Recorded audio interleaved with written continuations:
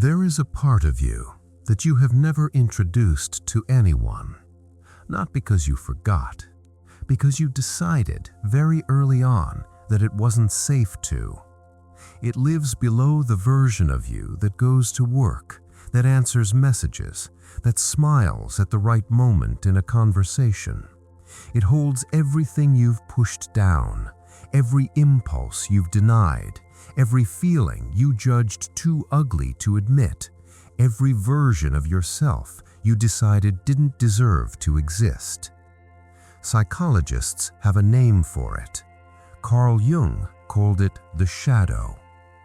And here is the uncomfortable part, the part that most people hear and then quickly move past because it's easier not to sit with it. The shadow is not your enemy.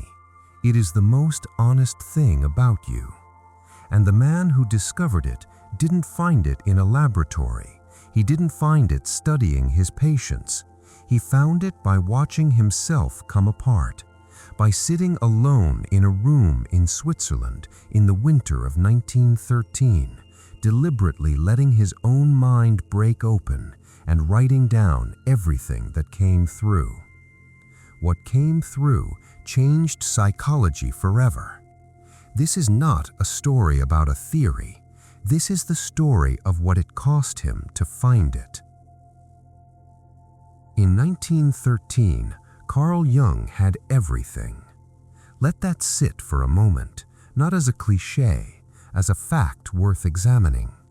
He was 38 years old. He had a large, elegant house on the shores of Lake Zurich, a thriving psychiatric practice, a wife, 5 children. He had been elected president of the International Psychoanalytic Association 2 years earlier.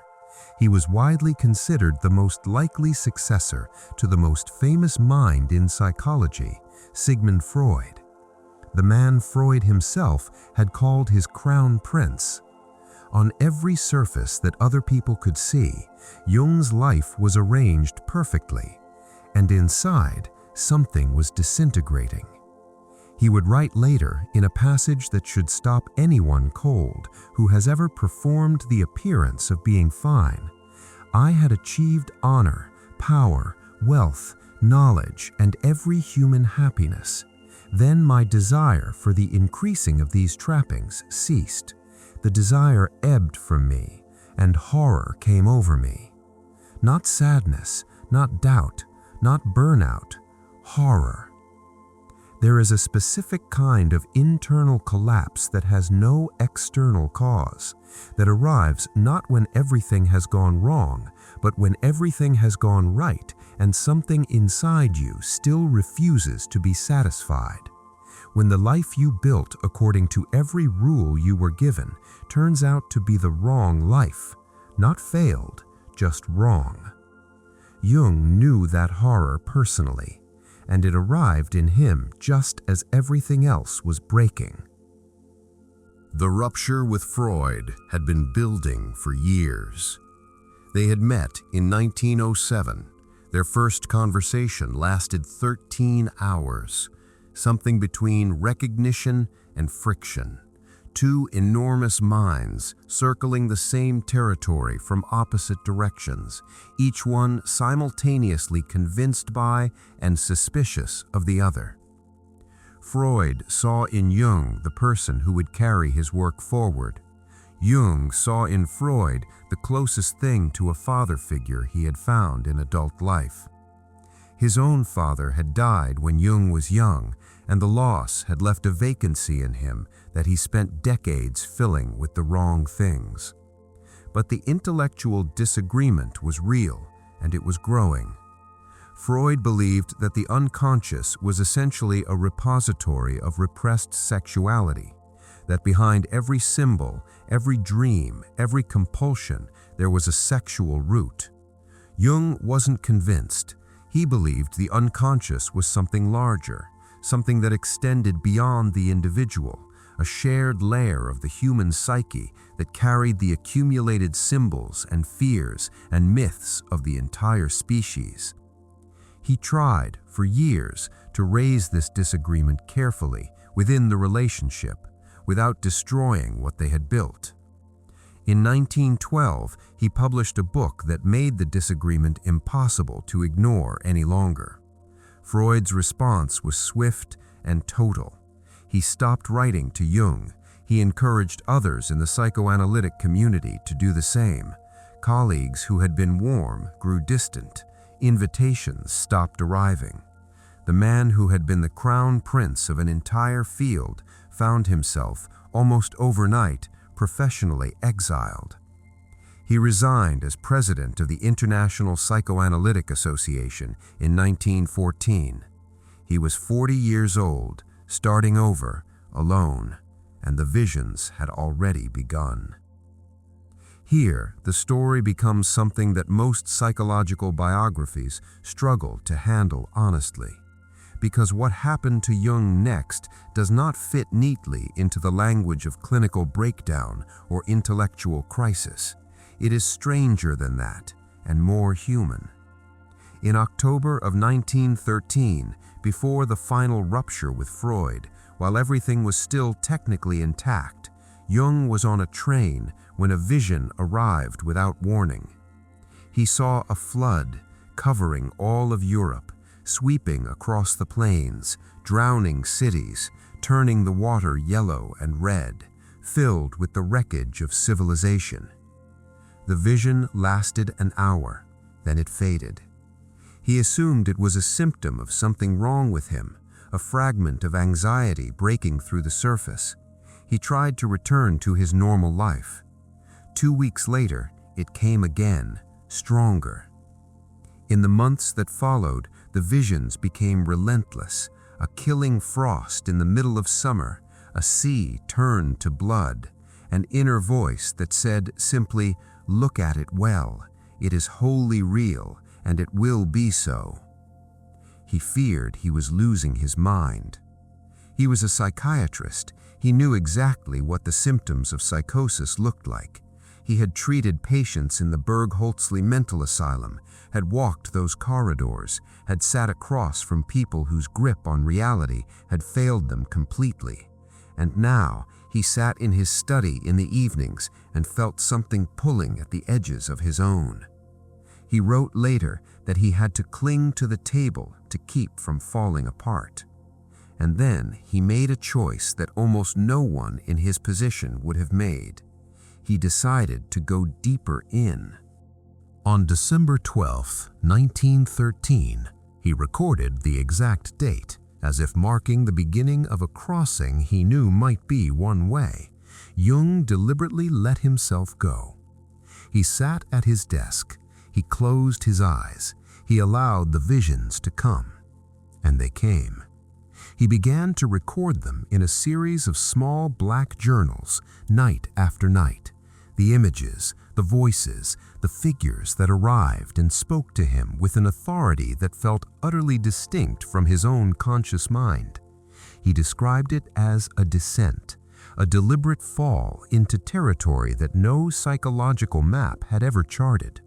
He called it precisely his confrontation with the unconscious. What he encountered there, and this is the part worth sitting with, was not disorder. It was populated. Figures appeared that he did not invent and could not fully control. An old wise man he called Philemon, who spoke with a wisdom that seemed to come from somewhere outside Jung's own experience. A beautiful young woman, blind, who he called Salome.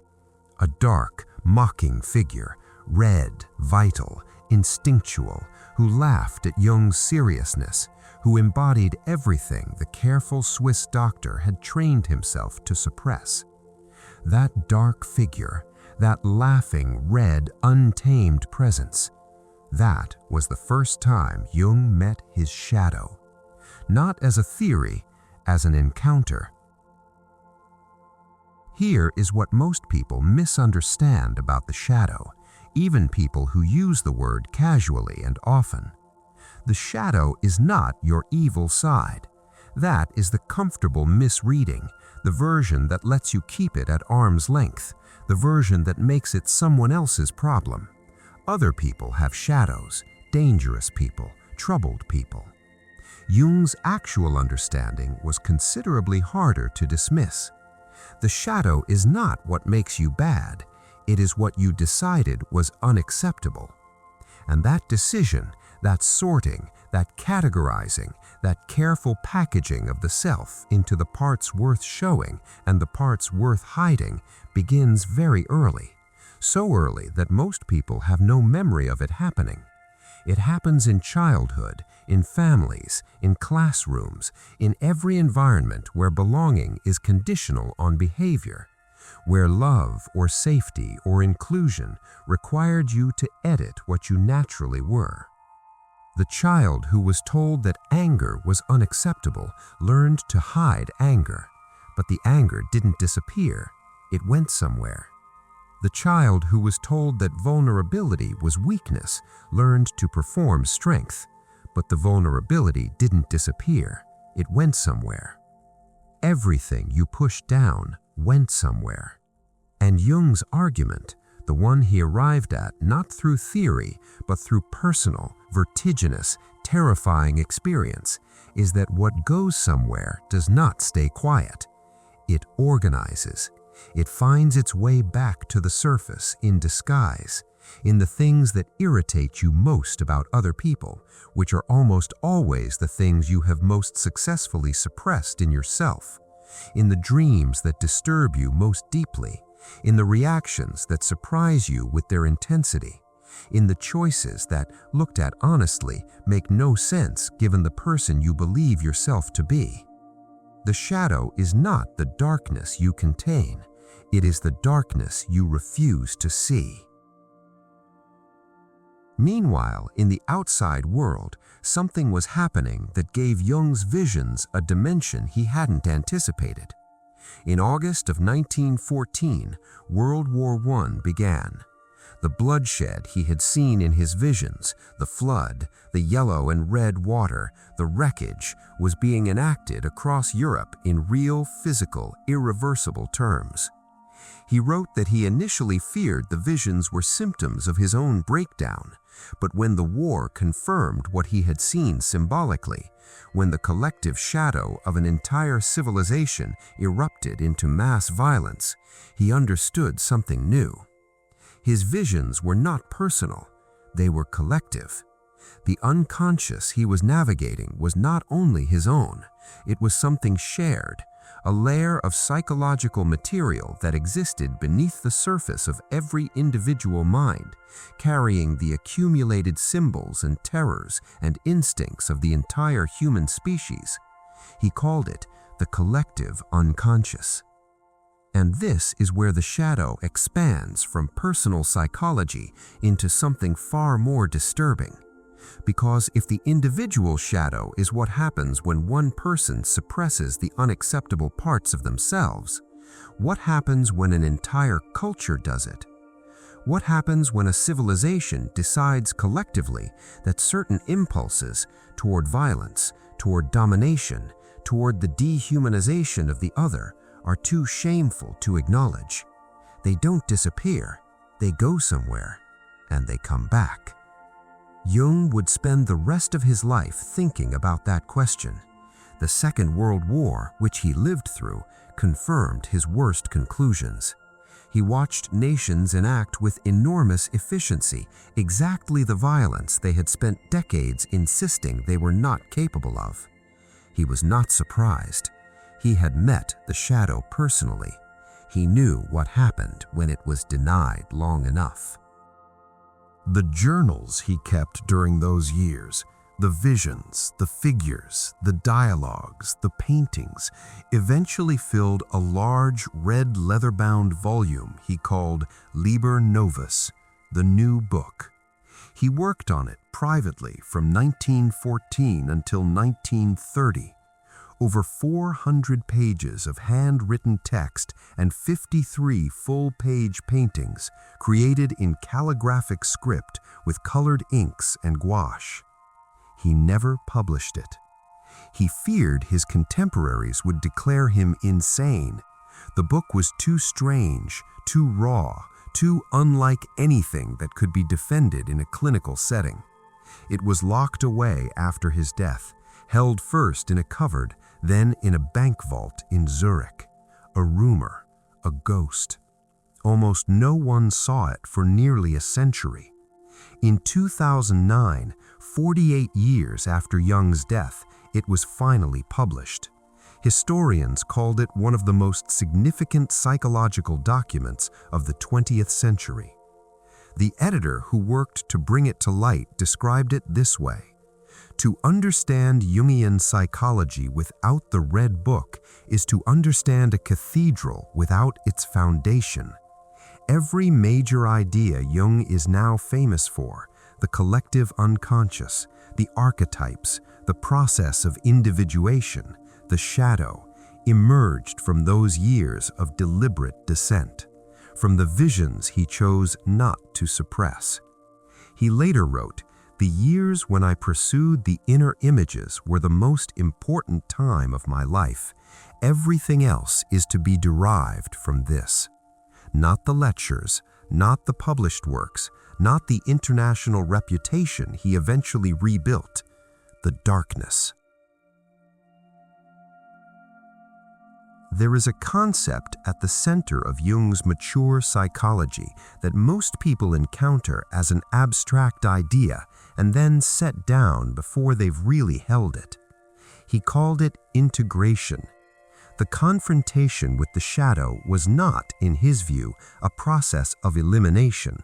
You do not cure the shadow, you do not resolve it or outgrow it, or finally, in some moment of therapeutic breakthrough, be released from it. You integrate it. You acknowledge that the figure in the dark is you, that the impulses you've spent years repressing are yours, that the anger, the envy, the desire, the fear, all of it belongs to the same person who believes themselves to be good and reasonable and in control. And here is where most people stop, because integration sounds, on the surface, like a permission structure, like an invitation to act on everything you've suppressed, to release the dam. That is not what Jung meant. What he meant was awareness.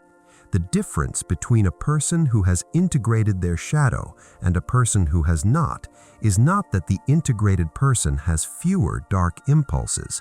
It is that they see them. They recognize them when they appear. They do not mistake their anger for righteousness. They do not mistake their envy for moral concern. They do not mistake their fear for wisdom. They hold the tension between what they feel and what they choose to do. That tension, sustained, conscious, uncomfortable, is what Jung called psychological wholeness. Not happiness, not peace, wholeness.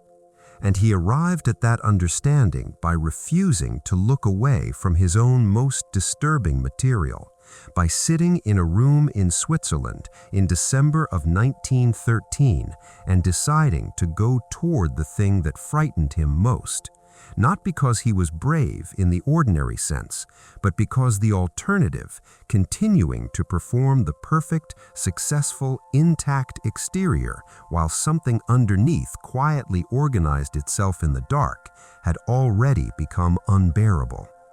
The question the shadow puts to you is not comfortable. It does not ask whether you are happy. It does not ask whether you have been successful or kind or consistent with the values you profess. It asks something more precise. It asks, what have you been pretending not to feel? And it asks a follow-up question that is even harder. Who told you that you weren't allowed to feel it?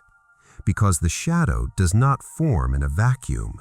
It forms in response to a judgment, a verdict delivered by a family, a culture, a religion, a social expectation that said this part of you is not safe to show, that this particular feeling, this impulse, this aspect of your nature must be hidden if you want to belong. Most people carry that verdict for their entire lives without questioning it. They spend enormous energy managing the gap between who they are and who they decided they needed to be. They become very skilled at it, so skilled that they eventually stop noticing the gap exists. And then something happens. A relationship fractures for reasons they can't explain. A reaction arrives that seems disproportionate to its trigger. A dream surfaces that they shake off too quickly. A pattern repeats itself for the 5th time and still doesn't register as a pattern. The shadow finding its way back to the surface, not asking to be indulged, asking to be seen. Jung spent the rest of his life after those years. He lived until 1961, into his 80s, trying to translate what he had encountered in the dark into a language that could reach other people. He was never fully satisfied with the translation. The ideas became famous. The shadow became a cultural concept absorbed into the language of self-help and popular psychology, often stripped of the weight it originally carried. The idea that you have a dark side became a piece of comfortable self-knowledge, something to mention in conversation, to nod at, to incorporate into your understanding of yourself without it actually changing anything. Jung would have found that deeply ironic. Because the shadow is not a concept designed to make you feel interesting. It is a weight. It is the accumulation of every version of yourself that you decided wasn't acceptable, every feeling you buried, every authentic response you replaced with the appropriate one, every moment you smiled when you needed to say something true and chose instead to be good. All of that is somewhere, and it has been organizing quietly for longer than you know. What Jung discovered in those winters of visions and dissent was not a method. It was a mirror, one that showed not the face you arrange for the world every morning, but the one underneath, the older one, the one that was there before you understood what was required of you, the one that has been waiting with considerable patience to be acknowledged. He wrote late in his life, by which point the horror of the 1940s had confirmed everything he feared about collective denial, that the most dangerous person in the world is not the one who knows their darkness, it is the one who doesn't. The one who has constructed, through years of careful maintenance, a self-image so pure, so coherent, so convincingly virtuous that there is simply no room in it for the truth, no room for the envy, no room for the cruelty, no room for the part that wanted what it wanted and was told very early on that it was not allowed to want it. That person, Jung said, does not escape the shadow. They become it. The Red Book sat in a bank vault for nearly 50 years, locked, hidden, a document of one man's complete psychological unraveling and the ideas it produced, sealed away because the world wasn't ready, because the author feared the judgment, because what was inside was too true to be comfortable. There is something in that image that is worth sitting with, not as metaphor, as a question. What have you locked away? What sits in a vault somewhere inside you, not because it is worthless, but because you decided long ago that it was too strange, too dark, too much, and that the world wasn't ready, and that you weren't ready, and that it was safer to keep it sealed? Jung opened his vault, and what came out changed how we understand the human mind. Not because it was beautiful, because it was honest.